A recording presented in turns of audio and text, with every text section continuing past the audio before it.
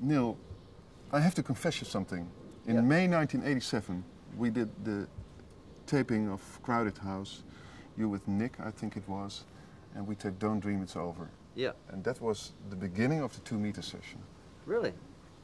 The very first one? The very first one. Do you still remember that? Well, I do. It's mixed up with a whole lot of different memories because we've run into each other many times over the years. So you might have to remind me of the details of it, but I do remember recording. It was a very old radio studio. Yeah. It was some sort of a, well, fishing living or something. There was lots of glass anyway. Yeah. And you didn't want to do an interview. You said, no, we're not going to do this interview. We're going to play for you. Was it in Hilversum? It was in Hilversum. Yeah.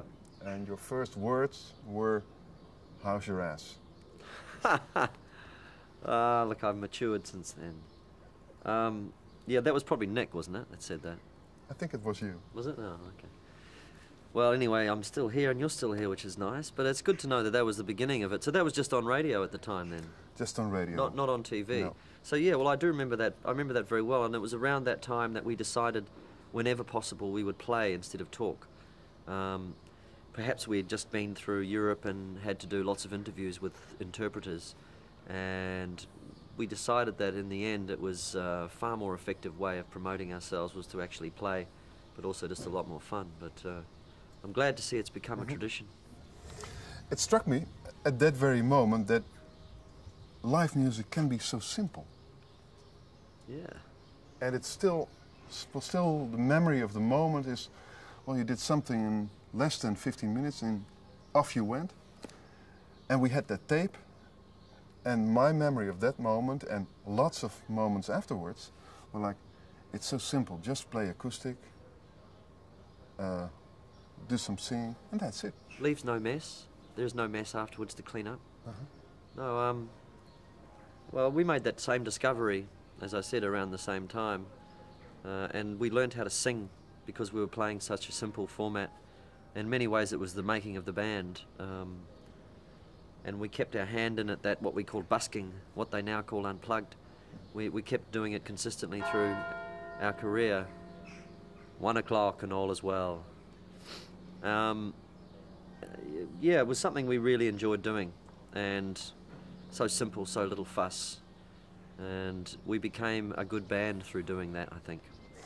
The word simple, does that fit to your musical condition as well?